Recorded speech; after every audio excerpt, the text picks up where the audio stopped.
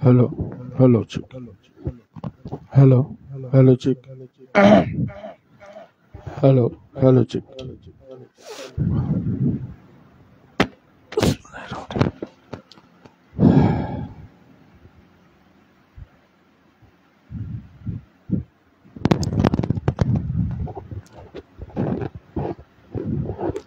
নাহমাদুহু সাল্লু আলা রাসূলিহিল কারীম। আম্মা বাদ, সমস্ত প্রশংসা, স্তব, স্তুতি, বন্দনা, আরাধনা একমাত্র মহান আল্লাহ পাকের দরবারে, যিনি সমস্ত কুল কায়নাতকে আল্লাহ সৃষ্টি করেছেন। সেই মহান রব্বুল আলামিনের দরবারে শুকরিয়া আদা করে আমার আপনার সকলের নবী, সকলের আকা, দুজাহানের বাদশাহ, রাহমাতুল্লিল আলামিন, সাফিউল মুজনবিন হযরতে মুহাম্মদুর রাসূলুল্লাহ সাল্লাল্লাহু আলাইহি ওয়াসাল্লামের পাক কদমে লাখো দরুদ ও লাখো সালাম। আল্লাহ পাক রব্বুল আলামিন কুল কায়নাতকে আল্লাহ সৃষ্টি করেছেন। 18,000 যে মখলুকাত আল্লাহ সৃষ্টি করেছেন, সবচেয়ে তো বেহতর, আলা, সুন্দর এবং সর্বশ্রেষ্ঠ করে মানুষকে আল্লাহ সৃষ্টি করেছেন। বলুন সুবহানাল্লাহ। কোরআনকে যদি জিজ্ঞাসা করা হয়, হে কোরআন, আল্লাহ তো 18,000 মখলুকাতকে সৃষ্টি করেছেন, তো মানুষকে কি জন্য এত সুন্দর করে, এত আলা করে, বড় করে আল্লাহর প্রতিনিধি হিসাবে আল্লাহ কেন সৃষ্টি করলেন? কোরআন উত্তর দেবে যে মানুষ আর জিনকে আমি আল্লাহ সৃষ্টি এই জন্যই করেছি, তারা আমার ইবাদত করবে, আমার বান্দিগি করবে। বলুন সুবহানাল্লাহ। ওমা খালাকতু জিন্না ওয়াল ইনসা। এই আয়াত থেকে আমরা বুঝতে পারলাম যে আল্লাহ মানুষকে সৃষ্টি করেছে ইবাদত করার জন্য। কিন্তু আমরা কেউ আল্লাহকে দেখিনি। কেউ দেখেছি? কেউ দেখিনি। কিন্তু আমরা সাক্ষী দিই যে আল্লাহ আছে। সেই সাক্ষীটা কার কথার ভিত্তিতে আমরা সাক্ষী দিই? কিসের জন্য সাক্ষী দিই? যে জিনিস আমরা দেখিনি তার সাক্ষী দেওয়াটা তো ঠিক না। ধরুন এখানে একটা কোনো মার্ডার হয়েছে, আপনাকে কোর্টে তোলা হলো, আপনি যদি দেখে থাকেন তখনই বলতে পারবেন যে ঘটনা এই ঘটেছিল, ফলনা ফলনাকে মেরেছে। যদি আপনি সেখানে উপস্থিত না থাকেন, বলা কি সম্ভব? সম্ভব নয়। তো আল্লাহ পাককে আমরা কেউ দেখিনি, অথচ সাক্ষী দিই।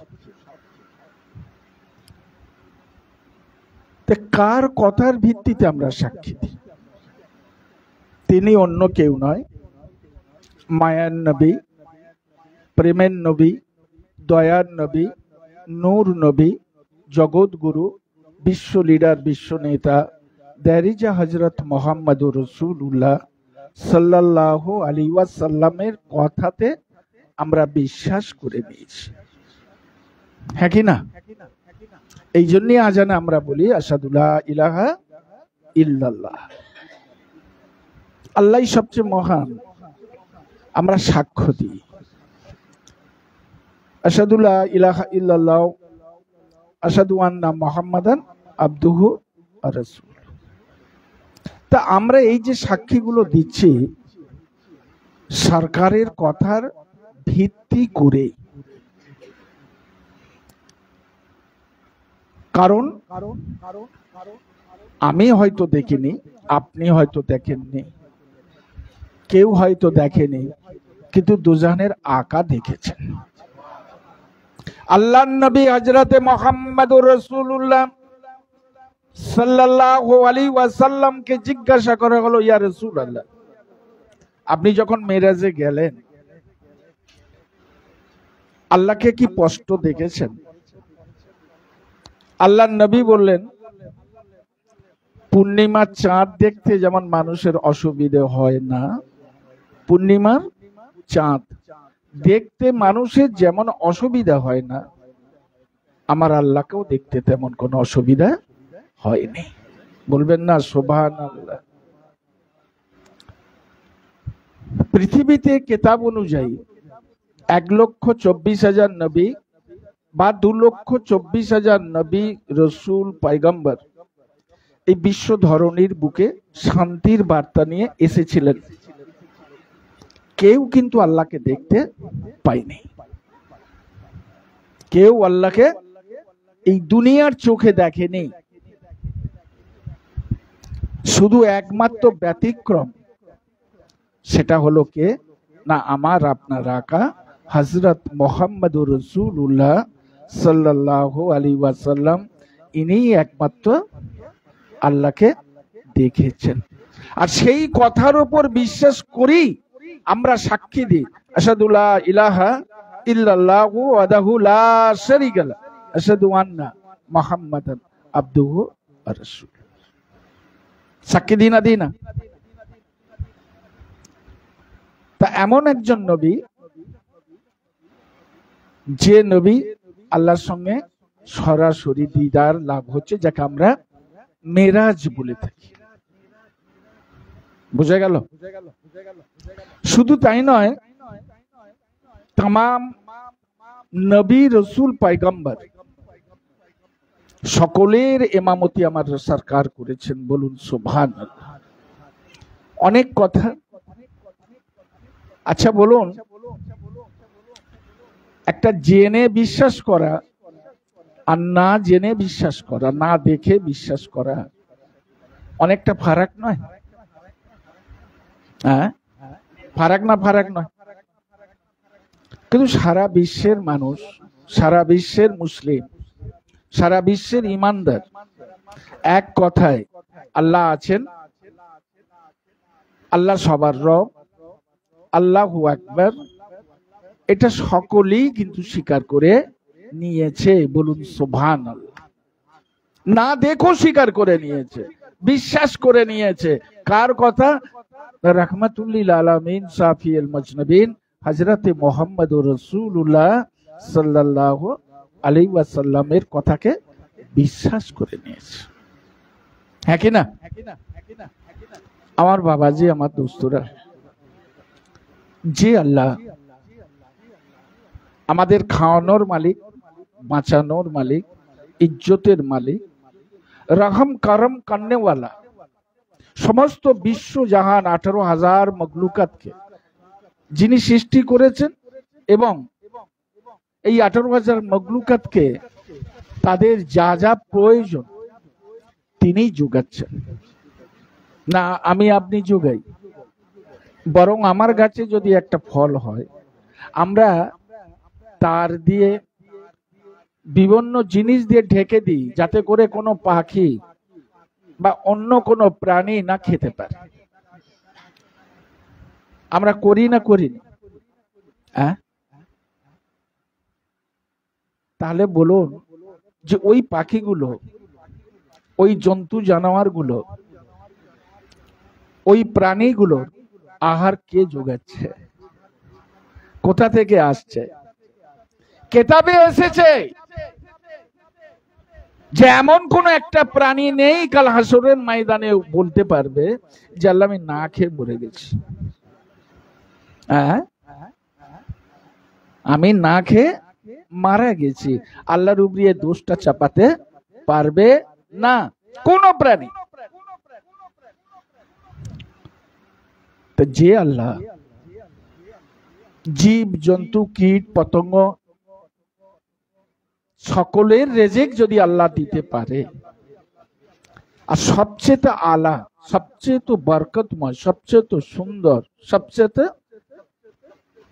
যত্ন সহকারে তার প্রতিনিধি হিসাবে মানুষকে সৃষ্টি করেছে, আদমকে সৃষ্টি করেছে। তার খোরাক বা তার রেজেক আল্লাহ কি রাখেনি? বলবেন তো হ্যাঁ কি না? আল্লাহ রাখেছেন না রাখেননি? কিন্তু আমরা নিজেরা আমাদের দোষে লাথি মেরে আমরা রেজেককে ফেলে দিচ্ছি, আল্লাহর রহমতকে ঠুকরে দিচ্ছি, আল্লাহর করম থেকে আমরা দূরে সরে যাচ্ছি। আপনি বলবেন তো কে দুনিয়া টাকা পয়সা চাই? দুনিয়া তো সবাই চাইছে যে ভালো খাবো, ভালো পরবো, ভালো থাকবো, হ্যাঁ কি না? কই হচ্ছে কোথায়? আল্লাহ পাক কোরআন শরীফে আবার জিজ্ঞাসা করো কোরআনকে, যে হে কোরআন বলো মানুষ কি করবে? কোরআন উত্তর দিচ্ছে, হে মোহাম্মদ বলে দাও, ওরা ফজরের সময় উঠে ফজরের নামাজ পড়ে ওরা যেন রেজেকের সন্ধানে বেরিয়ে যায়। রেজেক দেনেওয়ালা আমি আল্লাহ, বলুন সুবহানাল্লাহ। যে ওরা ফজরের নামাজ পড়ে রেজেকের জন্য যেন বেরিয়ে যায়। আমাদের মধ্যে তো 100 জনের মধ্যে 99 জন নামাজ ছেড়ে দিয়েছে। কি গো, জুম্মার দিনে লোক দেখা যায় 100, 150, 200 মসজিদে, অন্য সময় আর দেখা যায়? হ্যাঁ বাবা, দেখা যায়? যায়নি। তখন 2 জন, 5 জন, 6 জন, এর বেশি। সব জায়গায়, সব মসজিদে, আপনি পাঁচলা থানা বলুন, বাউড়িয়া বলুন, চেঙ্গাইল বলুন, আমতা বলুন, জয়পুর থানা বলুন, রাজাপুর থানা বলুন, আমার এই বিভিন্ন থানায়, গোটা পশ্চিম বাংলা, গোটা ভারতবর্ষ এইভাবে ঘুরছি। আল্লাহ ভারতবর্ষের বাইরেও ঘোরাচ্ছেন, সব জায়গায় দেখছি একই অবস্থা। তাহলে আমি আল্লাহর রাস্তা থেকে সরে গেছি না আল্লাহ আমার রাস্তা থেকে সরে গেছে? আমি সরে গেছি। আল্লাহ বলছেন তোমাকে ফজরে ওঠো, আল্লাহ বলছে ফজরের নামাজ পড়ো, আল্লাহ বলছেন তুমি রেজেকের সন্ধানে বেরিয়ে যাও, চেষ্টা করো, রেজেক তো আমি আল্লাহ দেবো। যে যত প্রাণী আছে পৃথিবীতে, কীট পতঙ্গ, বাঘ, ভাল্লুক, জন্তু, জানোয়ার যা আছে, তারা জানে না যে কাল সকালবেলা তাদের আহারটা কোথায়। তারা যখন বেরিয়ে পড়ে আহারের সন্ধানে, আমি আল্লাহ তাদের খাবারের ব্যবস্থা করেছি, বলুন সুবহানাল্লাহ। যে আর ফজরের নামাজের সময়, ফজরের নামাজ পড়ে দুটো হাত তুলে আল্লাহর কাছে দোয়া চাই। সারা জীবন আমরা ছেলের জন্য চেয়েছি, টাকা চেয়েছি, বালা মুসিবতের জন্য দোয়া চেয়েছি, অনেক দোয়া চেয়েছি, যখন যা মনে হয়েছে তাই চেয়েছি। কি গো, টাকা দাও, মামলা থেকে বাঁচিয়ে দাও, অমুক করো, তমুক করো, সব যেন ঘর গোষ্ঠীর কথা বলতে শুরু করে দিয়েছে। একবার মন থেকে বলুন না যে আল্লাহ আমি তোর বান্দা, তুই আমার মাওলা, আল্লাহ তোর দিদার আমি চাই, তোর করুণা আমি চাই। একবার চোখের পানি ফেলে আল্লাহর কাছে চান না যে আল্লাহ তুই রহমান, তুই রহিম, তুই করিম, মাওলা রে তুই রহম করে দে, তুই করম করে দে, আমি তোকে চাই। মাওলা যদি আপনার হয়ে যায় তো সারা পৃথিবীর ঝঞ্ঝট, ঝামেলা, বালা মুসিবত মাওলা দেখবে না? দেখবে না? একটা একটা করে চাওয়ার কি দরকার আছে? মালিক যদি আপনার হয়ে যায় তো আপনার সব সমস্যার সমাধান হয়ে যাবে, হ্যাঁ কি না? আমরা কিন্তু সেই জায়গা থেকে সরে গেছি না সরে যাইনি? বাবাজি, এই দুনিয়াটা একটা পরীক্ষার জায়গা। এই জায়গাটা একটা পরীক্ষার জায়গা। আচ্ছা বলুন, পরীক্ষার হলে কেউ যদি বলে যে আমি এখন খেতে ব্যস্ত থাকবো, কাপড় নিয়ে ব্যস্ত থাকবো, ঘর নিয়ে ব্যস্ত থাকবো,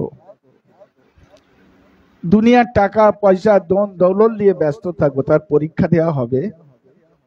হবে? কিন্তু এগুলো বাঁচার জন্য দরকার, এগুলো বাঁচার জন্য। তার মানে এই নয় যে এগুলো ছেড়ে দেবেন। মানুষ যদি বাঁচে তবে তো পরীক্ষা। না বোঝাতে পারছি? মানুষ যদি মরে যায় তাহলে কে পরীক্ষা দেবে? কে নামাজ পড়বে? কথা ঠিক না বেঠিক?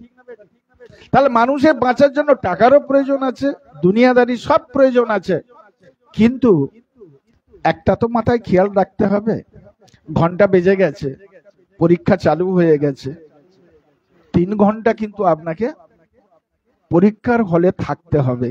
ওই সময় যদি দুনিয়ার কোনো আবদার আপনি করেন সেটা সম্ভব নয়। তা আমরা যে আছি, আমাদের যার যেটা আয়ু, কারো 30, কারো 20, কারো 50, কারো 60, কারো 80, কারো 5 বছর, কারো 1 বছর, কারো 1 দিন 1 মিনিট, হ্যাঁ কি না? তো আমাদের যে যে টাইমটা দিয়ে দেওয়া হয়েছে পরীক্ষা, এর মধ্যে আপনাকে আমাকে পরীক্ষার কাজটা কিন্তু সেরে ফেলতে হবে।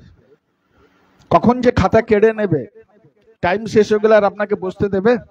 দেবে না, আপনার খাতা কেড়ে নেবে। কিন্তু আপনি কি জবাব দেবেন? আমি কি জবাব দেব? আমরা কিন্তু সেটাকে নিয়ে একবারও ভাবার চেষ্টা করিনি। করি? বাবাজি, মৃত্যুর পর হাজারো চেষ্টা আপনি যদি করেন, কেতাবে এসেছে ফেরেশতাদের মৃত্যুর পর বলবে যে ফেরেশতা আমাকে আর একটু সময় দাও, আমি দুনিয়ায় যে ভালো কাজ করব, আমাকে আর একটু সময় দাও, আমি ইস্তিগফার পড়ে তওবা পড়ে নেব, আমাকে একটু সময় দাও, আল্লাহর ইবাদত আমি করব। ফেরেশতা বলবেন বান্দারে, তোকে অনেক সময় দেওয়া হয়েছে, তোকে অনেক সময় দেওয়া হয়েছে, কিয়ামত পর্যন্ত যদি তুমি চেষ্টা করো তো আর তওবা কবুল হবে না, আর ইবাদত কবুল হবে না। কারণ মৃত্যু হয়ে গেছে, ক্লোজ হয়ে গেছে, ঘন্টা বেজে গেছে, খাতা কেড়ে নিয়েছে, ঝামেলা শেষ। এবার রেজাল্ট আউট হবে, কত নাম্বার পেলে আর পাস ফেল কি হলো, না বোঝা যায়নি। এখন আর ও গল্প নেই যে আমাকে ভুল হয়ে গেছে, আমার খাতাটা একবার দাও, আমি একবার ছেড়ে দিই, আর হবে না। হবে বাপ? হবে না। অতএব তার আগে খাতা আমাদের সারতে হবে, হ্যাঁ কি না? কিন্তু আমরা এত সুন্দর খাতা সারছি, টুগলি করে করে, কি টুগলি দেখতে দেখতে শেষ হয়ে গেল সময়, লেখা আর সময় পেলাম না, তাই না? অতএব এই জায়গা থেকে ফিরে আসো।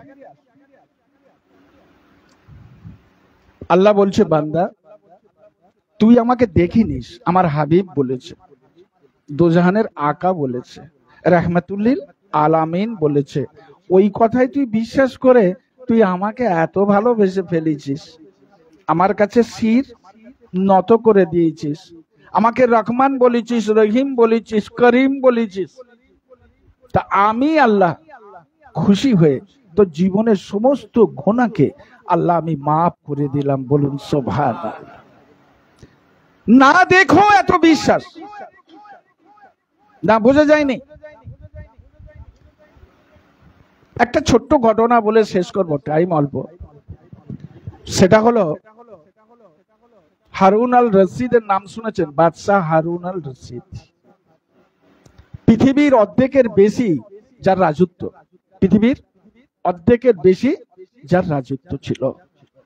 এই হারুন আল রশিদ বিখ্যাত একজন বাদশাহ এবং ন্যায়পরায়ণ বাদশাহ।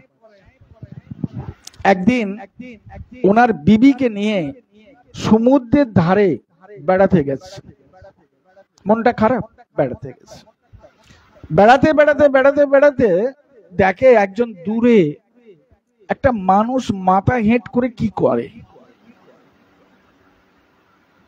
এমন সময় হারুন আল রশিদ বললেন যে চলো একবার দেখি ওই লোকটা কে, কি করে ওখানে।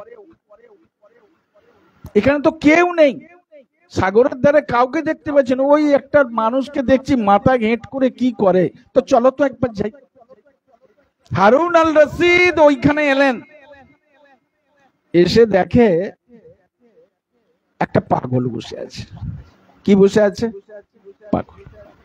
এই পাগলের নাম হলো হযরত বাহালুল রাহমাতুল্লাহ আলাইহি। নামটা কি? হযরত বাহালুল রাহমাতুল্লাহ আলাইহি। একজন পাগল, সারা পৃথিবীর মানুষ তাকে পাগল বলতেন। বনের মধ্যে বাস করতেন, কখনো কবরস্থানে যে থাকতেন, কখনো নদীর ধারে বসে থাকতেন, কখনো কখনো প্রয়োজন হলে লোকালয়ে আসতেন। বাদশা চিনতে পারলেন, হারুন আল রশিদ চিনতে পারলেন, আয় বাহালুল তুমি কি করো এখানে বসে? বাহালুল বললেন, হুজুর কি আর করব, একটা ঘর তৈরি করছি। কি তৈরি করছি? ঘর। ঘর তো বালি, সমুদ্রের ধারে কি পাওয়া যায়? বালি। বালি দিয়ে বাচ্চা, ছোট ছোট বাচ্চা দেখেছো, 4 বছর 5 বছর যারা বাচ্চা, ম্যাক্সিমাম এই সব কাদা মাটি নিয়ে ঘর তৈরি করে না। এখন অনেকটা উঠে গেছে, কিন্তু এককালে এইগুলো ভীষণ চলতো। তো সেই ছোট ছোট বাচ্চাদের মতন বালি দিয়ে ঘর তৈরি করছে আর চারিদিকে বাঁধ দিচ্ছে। এমন সময় বাদশা হেসে বললেন, বাহালুল সত্যি তুমি পাগল। লোক যে পাগল বলে আজ কি বুঝতে পারছি। হ্যাঁ, এই বালি দিয়ে ঘর করে কি হবে? এই ঘরটা তৈরি করে তুমি কি করবে? বাহালুল বললেন, হুজুর এটা বিক্রি করব, অনেক মেহনত করে তৈরি করছি, তো এটা আমি কি করব? বিক্রি করব। সঙ্গে সঙ্গে বাদশা হাসি ছলে বলে ফেললেন, কত দিয়ে বিক্রি করবে? তোমার ঘরের দাম কত? বাহালুল বললেন, বাদশা এই ঘরের দাম 1 আনা। কত? তখনকার যুগের হিসেব একটু আলাদা ছিল, এখন যেমন নয়া পয়সা হচ্ছে, তখন আনা ছিল। তো তখন বললেন এর দাম 1 আনা, এই একটা ঘরের দাম 1 আনা। বাদশার স্ত্রী সাথে ছিলেন। হারুন আল রশিদ বললেন, সত্যি তোমার মাথা গেছে, এই ঘর 1 আনা দিয়ে কে কিনবে? 1 আনার দাম তখন অনেক, তখনকার যুগে 1 আনার দাম প্রচুর। 1 আনা দিয়ে কে কিনবে? না কেনেন, না কিনবেন, যার দরকার হবে সে কিনবে। বাদশা একটু আগিয়ে গেলেন। ওনার যে বউ, ওনার যে স্ত্রী রানী, তিনি বললেন, বাহালুল একটা কথা বলবো, আমাকে কি তুমি ঘরটা বিক্রি করবে? আমি তোমার ঘরটা নেব। বললেন, রানীমা আপনি যদি নিতে চান নেন, আপনি যদি নিতে চান নেন, কিন্তু 1 আনা পয়সা দিতে হবে। বলা, হ্যাঁ আমি 1 আনা পয়সা। তো 1 আনা পয়সা রানী বার করে ওনার হাতে দিলেন। আর এই 1 আনা পয়সা দেওয়ার পরে হযরতে বাহালুল রাহমাতুল্লাহ আলাইহি বলছেন যে রানীমা, এই যে ঘরটা তৈরি করছি, না অনেকগুলো তো ঘর তৈরি করছি, এই ঘরটা তাহলে তোমাকে আজ থেকে তোমার হয়ে গেল। বুঝতে পেরেছেন? রানী বলেন, আচ্ছা ঠিক আছে। হেসে রাজা দেখে, আরে রানী আসেনি, কি ব্যাপার? তুমি কি করছো ওখানে? পাগলের সঙ্গে কি কথা বলো? কেন দাঁড়িয়ে আছো? তাড়াতাড়ি এসো। রানী চলে এলেন, রাজা বললেন কি করছিলে, কি বলছিলে নাকি? বললো না, আমি 1 আনা পয়সা দিয়ে ঘরটা কিনে নিয়েছি। রাজা বললো তুমিও পাগল আর ও পাগল, ও বালি দিয়ে ঘর করছে, আপনি তুমি 1 আনা পয়সা দিয়ে দিলে। বরং ওই পয়সাটা কোনো গরিবকে যদি তুমি দিতে, কোনো এতিমকে যদি দিতে, কোনো দুঃস্থ মানুষকে দিতে, বরং তার কাজে লাগবে। রানী বললো ছাড়ো না, ও তো একজন গরিব মানুষ, কে তাহলে ওই মনে করো আমি দিয়েছি। বলো চলো, চলে গেলেন। রাজা গিয়ে কে হারুন আল রশিদ ঘরে গিয়ে এশার নামাজ পড়ে শুয়ে পড়লেন। এমন সময় স্বপ্নের মধ্যে দেখে যে আল্লাহ বেহেশতে কেমন সাজিয়েছে, স্বপ্ন দেখছে। হারুন আল রশিদ দেখছি যে দুনিয়ায় যত বিল্ডিং আছে, আমার রাজপ্রাসাদ আছে বা আরো যা সব তৈরি করেছি আমি, এর চেয়ে তো 1000 গুণ উন্নত মানের এইসব ঘর। তো একজনকে দারোয়ানকে জিজ্ঞেস করছে, ভাই এইসব, এই যে শহরটার এত দামি দামি ঘর দেখছি, এত সুন্দর সুন্দর ঘর, এগুলো কাদের? বললো এইগুলো তাদের যারা আল্লাহকে ভালোবাসে। বললো তাহলে কি এটা কি জান্নাত? বললো হ্যাঁ এটা জান্নাত। বলো আমি একটু দেখতে পারবো? বলো আপনি দেখুন, বাইরের দিক থেকে দেখুন। উনি দেখতে লাগলেন। দেখতে দেখতে দেখে যে একটা ঘরের উপরে ওনার স্ত্রীর নাম লেখা আছে। বলবেন না সুবহানাল্লাহ? একটা ঘরের উপরে ওনার স্ত্রীর নাম লেখা আছে। উনি চমকে গেলেন। যে দারোয়ান আছে ঘরে, তাকে জিজ্ঞেস করছে, ভাই এটা কার ঘর? বলছে যে এটা আল্লাহর বান্দির ঘর। ওনার নাম কি? না এই নাম। ওনার স্বামীর নাম? বলে ওনার স্বামীর নাম হারুন আল রশিদ। তখন বলে ও তো আমার স্ত্রী। এত সুন্দর মেলাই ঘর, এত বড়, তো ঠিক আছে, আমি কি একবার ঘরে ঢুকে দেখবো? আমার মনটা চায় যে এই ঘরগুলো যেহেতু আমার স্ত্রীর ঘর, আমি একবার ঢুকে দেখি। দারোয়ান বললেন এখানে কিন্তু দেখা যাবে না, যার ঘর সেই ঢুকবে, যার ঘর সেই ঢুকবে, আপনি ঢুকতে পারেন না।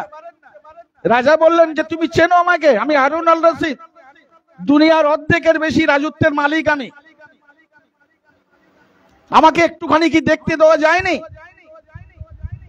সঙ্গে সঙ্গে বাদশাহ বললেন আপনি দুনিয়ার একটা মাত্র অর্ধেকের বাদশাহ হয়েছেন, আর ও বাদশাটা আল্লাহর করমে আপনি বাদশাহ হয়েছেন। আল্লাহ যদি মনে করে তো কাল সকাল হলে আপনি ফকির হয়ে যাবেন, আপনার কোনো দাম নেই। আর এখানে কোনো আইন চলবে না, এখানে যার জন্য যা ঘর সিলেক্ট করা আছে ওই ঘরটাই তারই হবে। এমন সময় বাদশার মনটা খারাপ হয়ে গেল। উনি বললেন আমি দেখব।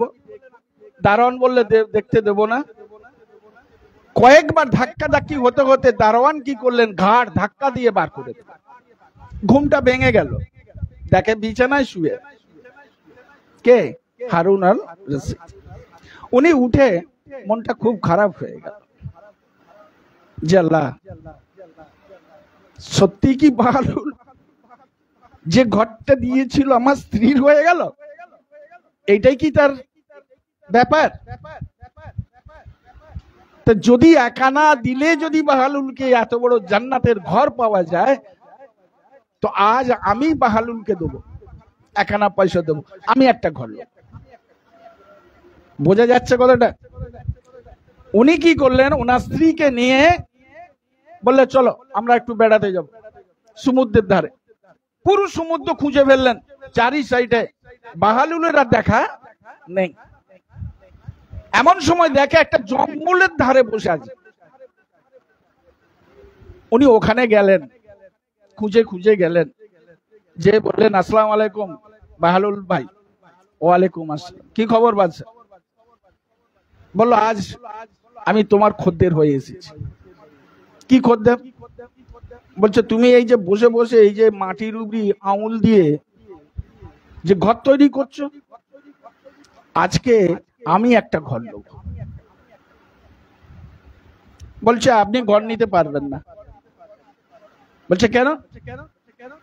বলছে আপনার পয়সা কোথায়? বলছে কত পয়সা তোমার ঘরের দাম? কাল তো আমার স্ত্রী নিয়েছে 1 আনা পয়সা দিয়ে। আমার স্ত্রী নিয়েছে কত দিয়ে? মাত্র 1 আনা পয়সা দিয়ে। নাহলে আমি ডবল দেবো, 2 আনা দেবো, 4 আনা দেবো, 8 আনা দেবো, 1 টাকা দেবো। আমি যদি এত গুণ বেশি দিই তাহলে তুমি দেবে না? বলছে বাদশা জাহাপনা, আপনাকে ঘর আপনি নিতে আমার পারবেন না, কারণ আজকের ঘরের দাম অনেক বেশি। বললো কি রকম? বললো গোটা রাজ্য যতটা আপনার আছে সবটা যদি দিয়ে দেন তবু এই ঘরের দাম হবে না। আপনার যতটা রাজ্য আছে, গোটা পৃথিবীর অর্ধেকের বেশি, সমস্ত রাজ্যটা যদি আমাকে দিয়ে দেন তবু এই ঘরের দাম হবে না। যেহেতু আপনি বাদশা মানুষ, রাজা মানুষ, আমার কাছে এসেছেন, তাহলে গোটা রাজ্যটা আমাকে দিয়ে দেন, আপনার জন্য আমি কনসিডার করে এই ঘরটা দিতে পারি। রাজা বললেন কি কথা, এটা অসম্ভব, গোটা রাজ্য তোমাকে আমি দিয়ে দেবো, সব কিছু। বলো আগেই তো বলেছি গোটা পৃথিবী দিল এর সমতুল্য হবে না।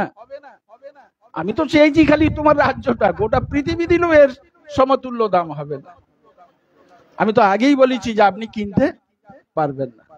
বলছেন বাহালাল, বাহালাল আপনি বাহালুল, আপনি জেনে রাখো তুমি আমার সঙ্গে 2 নম্বরই করছো, চিটিং করছো। আমার দুর্বলতার সুযোগ নিয়ে তুমি আমার উপর এই ধরনের কথা বলছো। বলছে না আমি কিছুই বলিনি, আমি যা বলেছি ঠিক বলেছি। আমি কি আপনার সঙ্গে জুলুম করেছি? বলছে আপনি জুলুম করেননি, কাল তো আমার স্ত্রীকে 1 আনায় বিক্রি করেছিল। কালকে 1 আনা দিয়ে আমার স্ত্রীকে বিক্রি করেছেন, আর আজ আমার বেলায় গোটা রাজ্য, গোটা পৃথিবী, তাও বলছেন সমতুল্য হবে না। আপনি কি বলতে চাইছেন? তাহলে এটা কি জুলুম নয়? বাহালুল রাহমাতুল্লাহ বললেন বাদশা জাহাপনা, ও তো না দেখে বিশ্বাস করে দিয়েছিল, ও তো না দেখে না বুঝে শুধু বিশ্বাসের উপরে ও আমাকে 1 আনা দিয়েছিল, আল্লাহর কাছে দোয়া চেয়েছে, আল্লাহ কবুল করে নিয়েছে।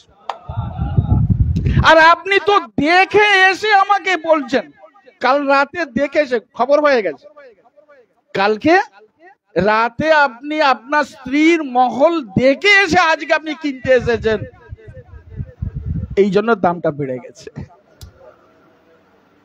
কি বুঝলেন কথাটা? ও না দেখে বিশ্বাস করেছে, যার জন্য ওর 1 আনাতেই ও আল্লাহ জান্নাত কিনে নিয়েছে। আর আপনি তো গোটা রাতে আপনার স্ত্রীর সমস্ত কিছু দেখে, ঘর দোর সব দেখে এসে আজ আপনি আমার কাছে এসেছেন কিনতে, এই জন্য এর দাম এত বেড়ে গেছে। তা আমরা আমাদের ইবাদত বন্দেগী সবকিছু আল্লাহ পাকের দরবারে, আল্লাহ পাকের দরবারে আল্লাহকে না দেখে আমরা বিশ্বাস করে নিয়েছি, না বিশ্বাস করেনি। আমরা মনে করি আল্লাহ তুই রহমান, তুই রহিম, তুই করিম, তুই জলিল, তুই জব্বার, তুই আওয়াল, তুই আখির, তুই হান্নান, তুই মান্নান, তুই দাইয়ান, তুই সুবহান, তুই বুরহান। আমরা বিশ্বাস করি না? করি। আমরা বিশ্বাস করি আল্লাহু আহাদ, আল্লাহু সামাদ, আল্লাহ তু আহাদ, আল্লাহ তু সামাদ, আল্লাহ তুই রহমাতের দরিয়া। এই বিশ্বাস করি আমরা তার কাছে শীত ঝুঁকিয়ে দিই। আর যখনই ঝুঁকিয়ে দিই আল্লাহ বলেন দেখো ফেরেশতা, এত আমি খুশি হয়ে যাই, ও আমাকে দেখেনি, চেনেনি, বোঝেনি, কিন্তু আমাকে রহমান বলে জেনে নিয়েছে। আমাকে রহিম বলে জেনে নিয়েছে, আমাকে করিম বলে জেনে নিয়েছে, আমাকে জলিল বলে জেনে নিয়েছে, আমাকে জব্বার বলে জেনে নিয়েছে, আমাকে খায়রুল ইন্নাকা আলা কুল্লি শাইইন কাদির বলে জেনে নিয়েছে। বান্দা, তুই আমাকে বিশ্বাস করে যখন তুই মাথা নত করে দিয়েছিস, তোর মাথা তোলার আগেই আমি তোর জীবনের সাগিরা কাবিরা গুনাহকে আল্লাহ আমি মাফ করে দিচ্ছি। অতএব আজ থেকে আল্লাহর উপর ভরসা রাখুন। তাওয়াক্কুলকে বলা হয় ভরসা রাখুন। আর তার যে পাঠানো যে দূত প্রতিনিধি, তিনি হলেন দোজাহানের আকা হযরত মুহাম্মদুর রাসূলুল্লাহ সাল্লাল্লাহু আলাইহি ওয়াসাল্লাম। তার আদর্শ, নীতি, চিন্তা, ভাবনা, মিশন যা রেখে গেছে আমাদের জন্য, সেইটাকে ধারণ করে চলার পথে পাথেয় করে নেন। ইহকালও আমরা শান্তি পাবো, উহকালও আমরা শান্তি পাবো।